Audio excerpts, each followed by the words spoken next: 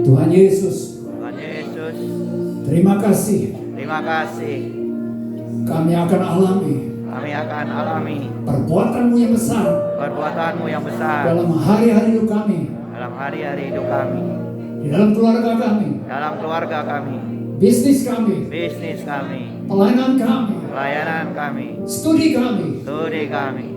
Dan hari-hari ke depan. Hari-hari ke depan. Tuhan akan pakai kami. Tuhan akan pakai kami. Menjadi alat di dalam-Mu Tuhan. Jadi alat di dalam-Mu Tuhan. Untuk menyatakan kemuliaan Tuhan. Untuk menyatakan kemuliaan. Untuk menyatakan kebesaran Tuhan. Untuk menyatakan kebesaran Tuhan. Sampai selama-lamanya. Sampai selama-lamanya. Hidup kami. Hidup kami. Bagi kemuliaan Tuhan. Bagi kemuliaan Tuhan. Dalam nama Yesus. Dalam nama Yesus. Sama-sama kita katakan. Amin. Beri tepuk yang meriah buat Tuhan Yesus. Oke, kita lanjut.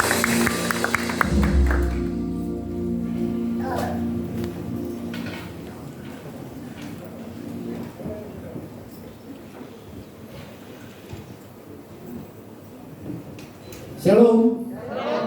Salam sehat, sejahtera, dan sukses selalu. Ya, itu WA saya ke teman-teman atau ke orang yang ada nomor WA ke saya. Selalu diakhiri dengan salam sehat. Katakan salam sehat. Salam sehat. Tegas kepada sebelah saudara. Tetap sehat bro. Buat tidak? Setuju? Amin. Sehat apanya? Mantap. Memang paling suka begitu. Sehat jasmani rohani. Udah beres toh? Oke. Senggol sebelahnya. Sehat dompetnya juga.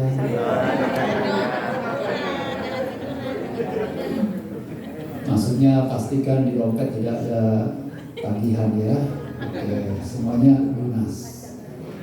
Itu janji Tuhan. Aku saudara teman-teman, ya brother, janji Tuhan ada di Alkitab. Ulangan pasal 28. Tidak meminjam, tapi memberi pinjaman. Kalau yang punya hutang saat ini, emang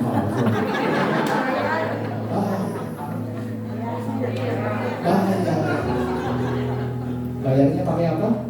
Duit. Enak banget. Saya cuma begini, masa baik pakai doa. Setuju? Iya.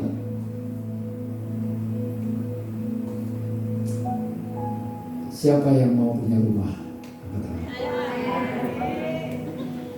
Kita kalau punya rumah harus beli.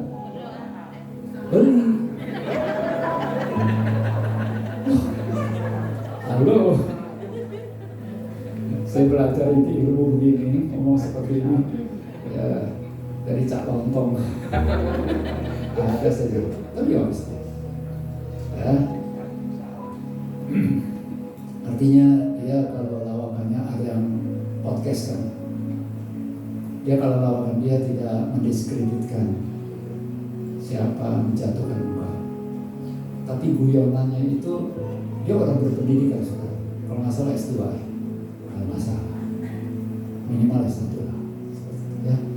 Jadi kembali lagi saya nggak bahas itu urusannya para artis ya.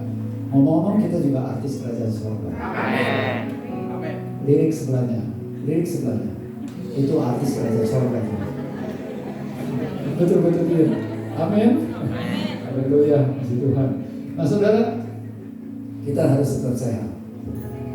Itu Tuhan mau. Amin. Jadi kalau benar-benar saudara percaya bahwa kesehatan itu yang Tuhan mau, jangan pernah lagi katakan kalau penyakit itu dari Tuhan. Tuhan gak kasih penyakit. Oh, di perjanjian lama, ya itu untuk case tertentu. Tuhan izinkan. Tapi untuk membawa orang itu alami Tuhan, percaya, tahu bahwa ada Allah Israel. Bukankah Yesus Kristus tergantung kaisar bukan hanya menanggung dosamu dan dosamu, tapi Alkitab katakan apa? Oleh bilu-bilunya kita telah disembuhkan. Amin. Logika jalan. Mungkinkah ketika kita berbuat salah, Tuhan marah sama kita, langsung dikasih penyakit. Kasih penyakit ya. Penyakit apalah? Yang pasti bukan paru ya. Bukan paru. Itu enggak terlalu. Dikasih penyakit. Wah. Lalu sementara kalau kita sadar kita sakit untuk Tuhan, ingat, aku telah berbuat dosa, minta ampun Tuhan, dan kita perkatakan oleh biru-biru Yesus, aku telah disembuhkan. Langsung Tuhan disembuhkan. Di satu sisi Tuhan kasih penyakit, di satu sisi Tuhan kasih kesembuhan. Mungkinkah Tuhan Allahmu seperti itu? Halo? Enggak. Yesus mati di kayu salib, tapi Yesus tergantung di kayu salib juga untuk menanggung penyakit kita. Amin. Siapa yang setuju? Oleh biru-biru Yesus kita telah disembuhkan.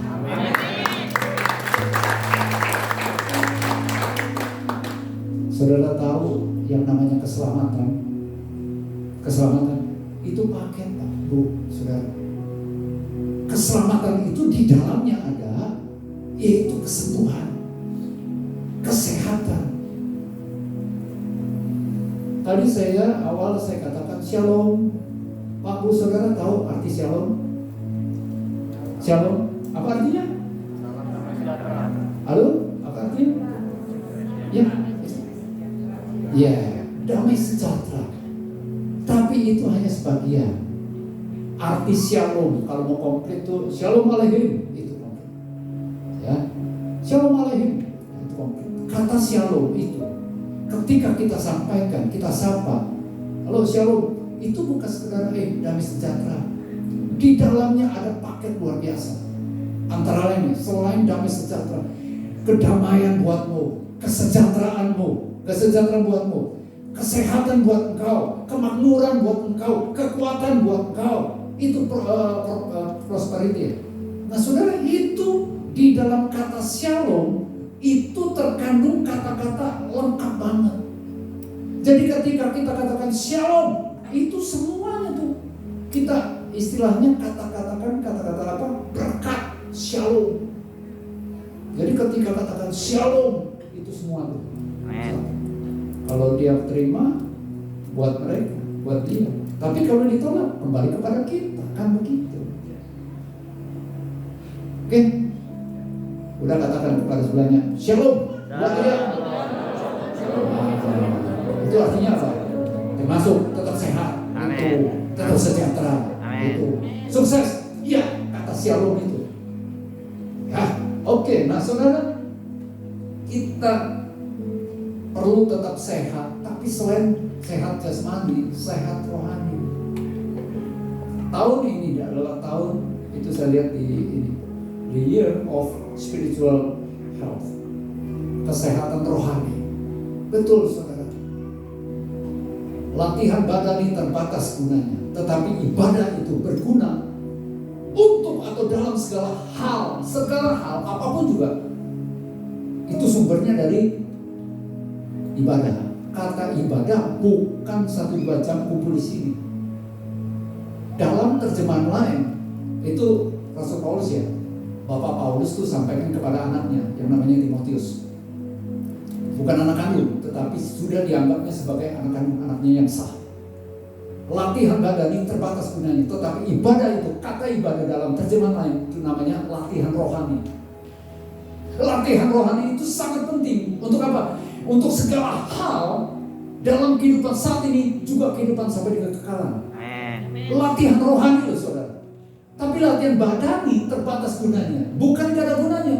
Harus kita olahraga, harus kita stretching. Kalau saya ini stretching, kalau Bapak Gembala ini badminton, ya dalam hari-hari biasa saya belum tahu, belum dapat info, kan?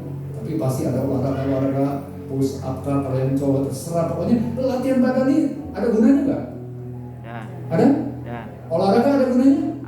Ada. Apalagi dalam masa pandemi ini perlu olahraga kan? Oke? Bagiannya kita lakukan, tapi bagian Tuhan akan lakukan. Bagiannya kita apa? Olahraga. Masa Tuhan yang olahraga? Halo? Pak, Bu, Saudara, ini agak sedikit ya. Tapi ini berhubungan dengan tema. Tema kita kan sekarang saya diberi tema hidup dalam anugerah Tuhan. Orang yang hidup dalam anugerah Tuhan, dia tahu apa yang dia harus lakukan dan dia lakukan. Saya juga lagi belajar.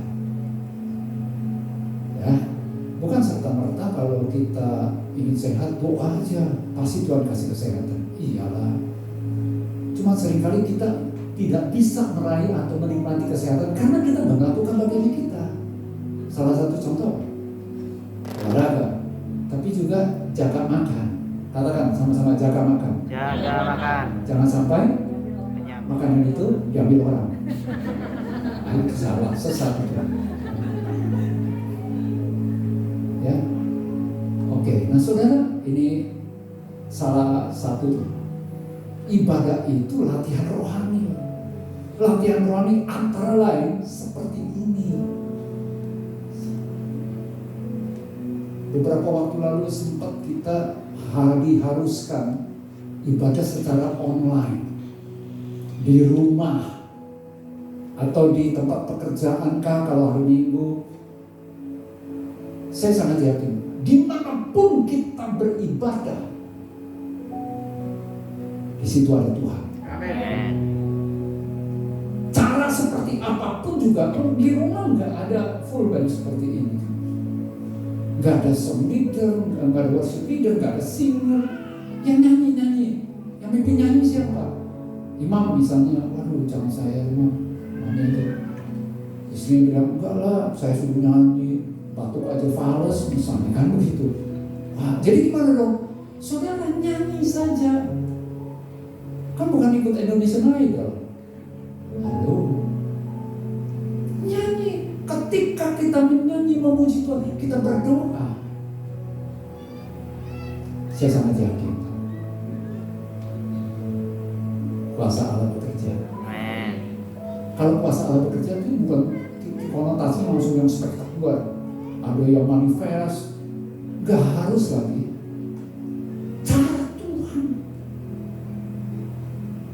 Yesus mendengar, menjawab doa kita menurut cara dan waktunya. Amin.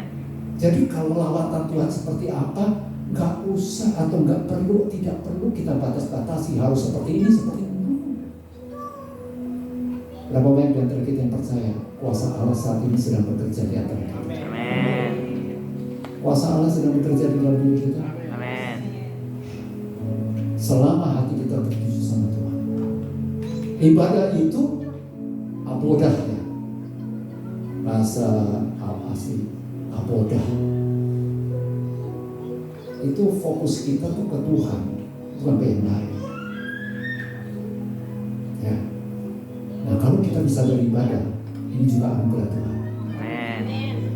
Berapa banyak di antara kita yang mau dalam hari-hari ke depan, minggu-minggu ke depan, bulan-bulan ke depan, tahun-tahun ke depan, dirinya dan keluarganya mengalami anugerah Tuhan.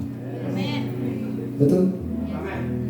Tuhan lihat, Tuhan perhatikan dan Tuhan perhitungkan iman kita. Nah hidup dalam anugerah Tuhan.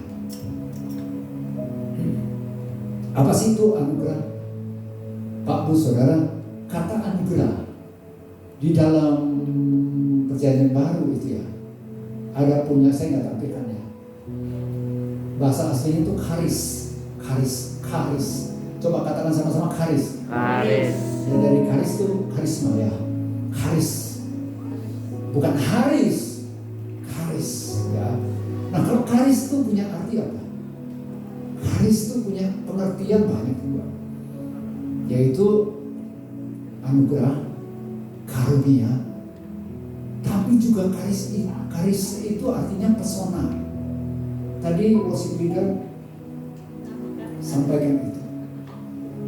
Gak lagi, ini merupakan komitmen kita. Terpesona ya dengan segala tawaran-tawaran dunia, kegelapan dunia. Sebaliknya kenapa? Karena saudara dan saya sudah mengalami, menemukan dan menikmati keglamoran yang di atas segala keglamoran. Kata karis itu antara lain kalau bahasa saya itu keglamorannya Tuhan. Amin. Keindahannya Tuhan. Pesonanya Tuhan. Pak Bu, saudara, saya jujur saya harus persiapkan kalian bahwa ketika saya temukan arti Kata charis, bahasa Inggrisnya itu grace. Grace. Anugerah. Saya persiapkan, jujur saya ikut Tuhan seperti Tuhan, terima kasih. Pak, Bu, Saudara, teman-teman, ketika kita mengalami Tuhan, ini ada konteksnya dengan yang awal tadi, latihan rohani. Hanya berapa waktu sih saudara sisihkan waktu di pagi hari berdoa? Dalam tahun terakhir ini saya belajar untuk mencontoh Nabi Daniel. Memang enggak 3 kali sehari, paling enggak tiap pagi. Saya belajar doa ya, bangun tidur, saya doa, saya berlutut Pak. Saya belajar menyembah, sujud.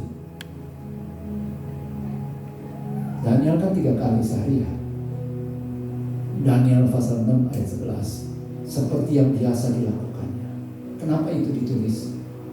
Supaya saudara dan saya mencontoh, meneladani. Bukan soal berlututnya, tapi terkoneksi terus sama Tuhan. Sesibuk-sibuknya saudara dan saya, masa sih gak ada waktu sedetik? Tuhan, terima kasih. Saya belajar sujud benar. Sujud benar, saya sujud. Tuhan. Saya ada masalah, ada pergumulan, ada beban, ada kerinduan, ada. Tapi waktunya di pagi hari saya ingin belajar. Saya lagi belajar sujud. Bapak, saudara, ini juga yang saya bagikan sama seseorang ketika dia ngobrol lewat telepon. Pernah gak saudara ketika sapa, kan doa Bapa kami dimulai dengan kalimat apa? Kami yang di surga. Hah? Bapa kami. Kata pertama apa? Bapa kami. Bapa. Saudara, saya pernah lebih dari sekali ya, gak tiap hari. Ketika aku panggil Bapa, bukan karena aku memang sudah tidak punya Bapa jasmani, tapi ketika Bapa, gak tahan saudara. Air mata mati. Tadi pagi saya dengar sebuah khotbah dari seseorang, sementara saya kenal. Dia katakan begini, saya ketika tahu kebenaran ini saya praktekkan, yaitu apa? Ini untuk dia ya. Dia kalau ada masalah, gak sedikit-sedikit langsung hubungi pendeta, atau siapa tahu aku mau curhat nih. It's okay. Tapi dia katakan begini, tapi saya sudah menyadari mereka juga ada masalah. Belum tentu mereka bisa memberikan kepada aku. Jadi apa yang dia lakukan? Dia selalu curhat sama Bapa. Karena hanya Engkau yang dapat menyimpan rahasia aku. Hanya Engkau yang tahu perasaan. Amin. Panggil Bapa. Pagi hari kau panggil Bapa. Bukan menangis. Bahkan sekali bukan hanya menangis, kau bisa tersenyum. Boleh gak sih senyum di dalam doa? Siapa yang katakan boleh? Angkat tangan. Siapa yang katakan gak boleh? Nangis boleh. Masa senyum gak boleh? Itu kan bahasa emosional, pemahaman. Tapi ya kita gak boleh lah jalan-jalan gak ada objek, gak ada tujuan, kan senyum terus ya. Gak juga kali. Kenapa kamu senyum? Lagi konteks sama Bapak. Ya kita senyum. Saya challenge, praktekin ya. Barang siapa yang berpaling kepada Allah, dia harus percaya bahwa Allah ada dan Allah memberi upah kepada orang yang sungguh-sungguh mencari Dia. Amin. Allah itu siapa? Bapamu dan Bapakku yang sejati. Amin. Dia selalu standby 24 jam. Itu namanya anugerah. Nah, anugerah anugerah itu charis, grace itu. Jadi kita nggak perlu lagi bahasa terakhir ini yang lebih ngatain itu flexing. Tahu flexing? Apa sih flexing? Flexing, memamer-mamerkan. Oh, apa yang dipamerkan? Sudah tidak ada sesuatu yang kau bisa pamerkan kalau engkau dan aku mengenal Yesus Kristus. Dia yang terutama kau banggakan. Alkitab berkali-kali katakan barang siapa mau bermegah di dalam Dia. Apa sih yang kita mau banggakan? Halo, kegantengan, kecantikan, body, uang, jabatan, usaha, suami, istri, orang tua, anak, apa? Pandemik menggoncangkan segala sesuatu supaya nyata yang tidak tergoncangkan. Amin. Orang-orang yang hidup dalam anugerah Tuhan. Amin. Hidup di dalam anugerah Tuhan, bukan sekedar tema aku percaya ini aku diberikan tema ini, bukan sekedar percaya, benar-benar kita hidup oleh anugerah, di dalam anugerah. Tidak akan tergoncangkan. Amin. Yes.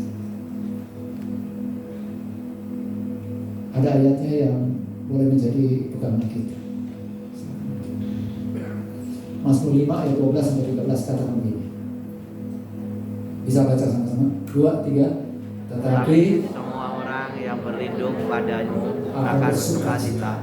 Mereka akan bersorak-sorai selama-lamanya. Karena Engkau menaungi mereka, dan karena Engkau akan bersukaria orang-orang yang mengasihi namamu. terus sebab Engkau lah yang memberkati orang benar ya Tuhan. Engkau memagari dia dengan anugerah-Mu seperti biasa. Lebih dari sekali saya dapat anugerah boleh melayani di Guangzhou. Di Guangzhou mungkin 3 kali ya, 3 kali, dan juga di Beijing dan di Xiamen di China. Tentunya sebelum pandemi ya. Betul, saya juga lagi praktekin sih. Ketika saya sampaikan, ayo kita baca ayat ini, nggak dikomando, heran loh. Baik di Guangzhou, di Beijing, di Xiamen, di tempat-tempat lain, mereka secara otomatis langsung berdiri. Dia baca ini dengan suara lantang. Kenapa? Saudara pernah dapat klip di antara saudara mungkin, di mana mereka ketika dapat kiriman Alkitab saja, Alkitab dong. Apa reaksi mereka? Sampai dicium. Mereka sangat menghargai firman Allah. Amin. Jadi pesan saya, ketika saudara baca firman Allah, baca dengan iman. Amin. Sungguh, kalau perlu pakai intonasi. Setuju? Yuk. Iman timbul dari pendengaran akan firman Kristus. Amin. Saya sangat diberkati pada saat itu. Ya, saudara, boleh kita praktekkan sekali lagi? Amin. Mari kita bagi berdiri. Sama katakan 2, 3. Tetapi semua orang yang berlindung padamu akan bersukacita. Mereka akan sorak-sorak selama-lamanya. Karena Engkau menaungi mereka, dan karena Engkau akan bersukacita orang yang mengasihi namamu. Sebab Engkaulah yang memberkati orang benar. Tuhan, Engkau memagari dia dengan anugerah-Mu seperti perisai. Tetap berdiri, saya mau tanya, berapa banyak di antara saudara yang percaya dalam 1 minggu terakhir paling tidak saudara hidup dalam anugerah Tuhan? Amin. Apa pesan firman Tuhan ini? Dikatakan dulu, semua orang yang berlindung pada Tuhan. Saudara berlindung sama Tuhan? Amin. Sepanjang minggu terakhir? Dikatakan apa? Akan bersukacita dan bersorak-sorai. Ibadah ini merupakan ibadah sukacita sama-sama. Amin. Oleh karena apa? Tuhan yang menaungi saudara dan saya. Amin. Beri tepuk tangan yang berlipat.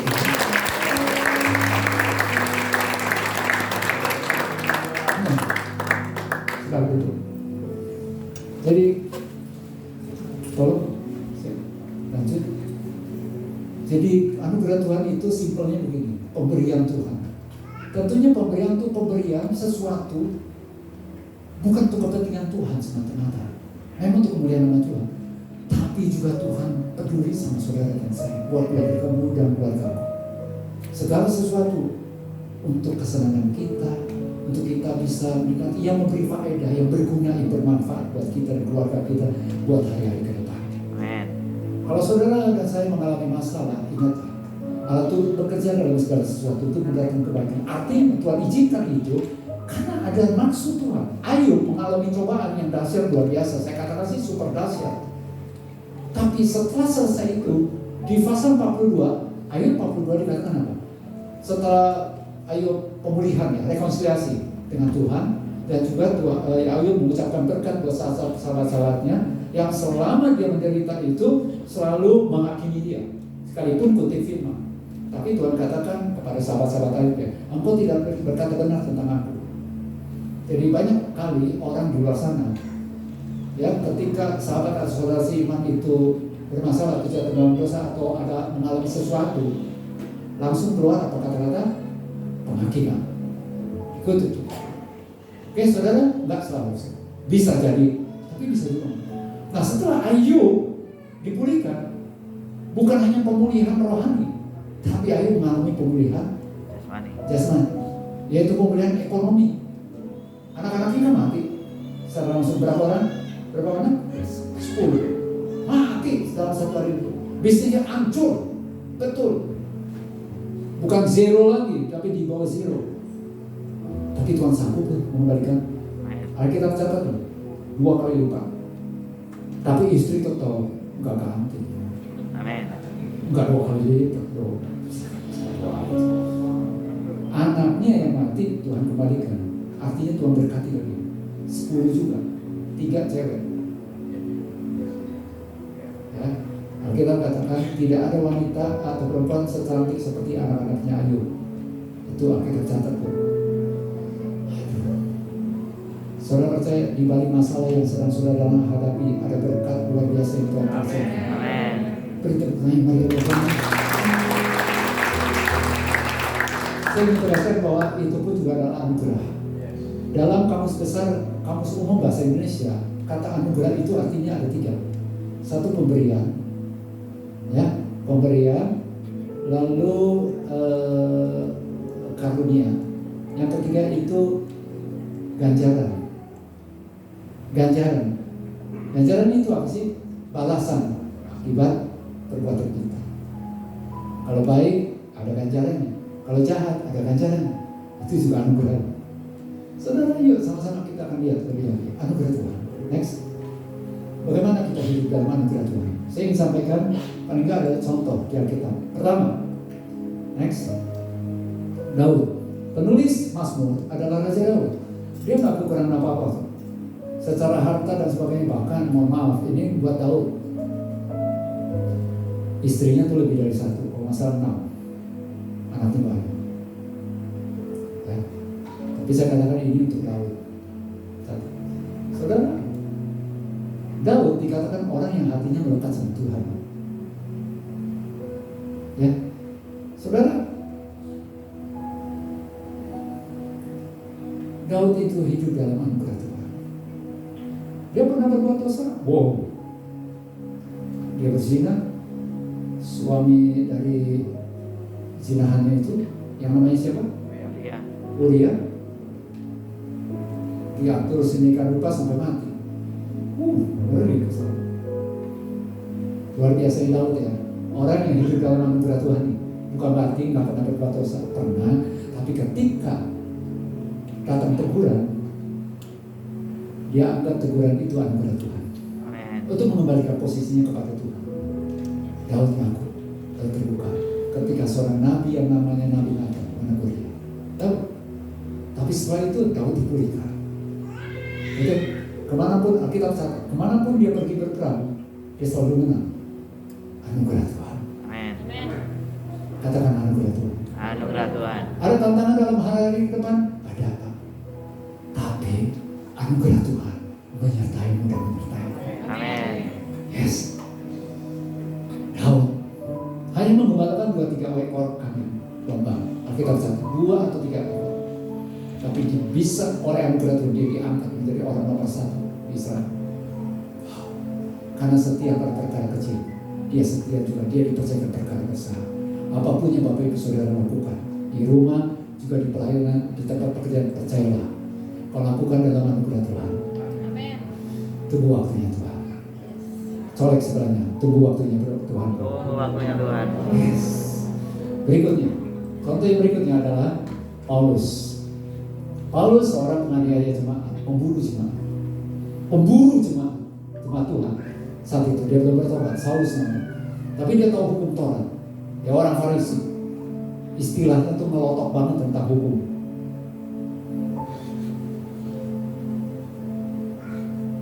Itu yang menjadi kebanggaannya. Yang dia flexingkan tuh itu pengetahuannya, kehebatannya, jabatannya, juga keuangannya. Tapi ketika dia berjumpa dengan Tuhan Yesus secara pribadi, itu hilang semua. Alkitab catat, yang dulu yang kuanggap keuntungan, sekarang kuanggap rugi. Bahkan kata rugi katanya, aku anggap semuanya sampah. Sampah itu nggak berguna. Yang ku kendaki mengenal dia. Wow, berubah 180 derajat. Kok bisa? Ketika dia bertemu dengan anugerah yang sebenarnya, anugerah sejati, anugerah Tuhan. Saya sangat yakin kalau saudara dan saya masih hidup sampai saat ini, Tuhan punya rencana besar dalam hari ini ke depan yang belum terlaksana. Berjalanlah terus dalam anugerah Tuhan. Pertanyaannya, bagaimana kita hidup dalam anugerah Tuhan? Next. Yang pertama adalah sesuai dengan 2 ayat tadi ya. Saya nggak keluar dari 2 ayat. Yang pertama, hiduplah sebagai orang benar oleh imanku kepada Yesus Kristus. Berapa banyak di antara kita yang percaya bahwa darah Yesus telah menyucikan, menguduskan dan membenarkanmu. Berarti status saudara dan saya di dalam Yesus adalah orang benar. Katakan orang benar. Katakan aku orang benar. Saya perlu sampaikan begini dengan tegasnya. Saudara dan saya hiduplah sesuai dengan status saudara dan saya di dalam Yesus, dalam firman. Apa kata firman Tuhan? Hiduplah sesuai itu. Kita telah dibenarkan, kita menjadi orang benar, berkata-katalah benar. Gak ada lagi dikatakan jangan bohong, jangan dusta. Gak perlu. Ya, jadi benar-benar dikatakan tidak ada lagi dusta di antara kita. Amin. Amin. 1, 2, 3. Itu slogan. Iya. Oke. Nah, saudara, orang benar. Yuk sama-sama kita belajar sama-sama berpikir benar, berkata-kata benar. Oh benar, iya, berkata-kata benar artinya berkata-katalah yang mengandung kebenaran dengan dasar basic kebenaran itu. Oke. Beribadahlah dengan benar karena saudara saya adalah orang benar. Melayanilah sebagai orang benar. Para suami, berperanlah dengan benar sebagai seorang suami karena engkau dan aku di dalam Kristus adalah orang benar. Para istri, berperanlah sebagai seorang istri, sebagai seorang sepadan buat suamimu, juga ibu buat anak-anakmu karena engkau di dalam Kristus adalah orang benar. Anak-anak juga begitu. Hormatilah ayah dan ibumu. Itu perintah, itu kebenaran. Bukan supaya engkau menjadi benar, tapi karena engkau telah dibenarkan oleh darah Yesus. Engkau orang benar. Dan sebagainya. Pengusaha, berbisnislah dengan benar. Berarti nggak bisa cuan? No. Cuan harus, cuan tahu ya cuan.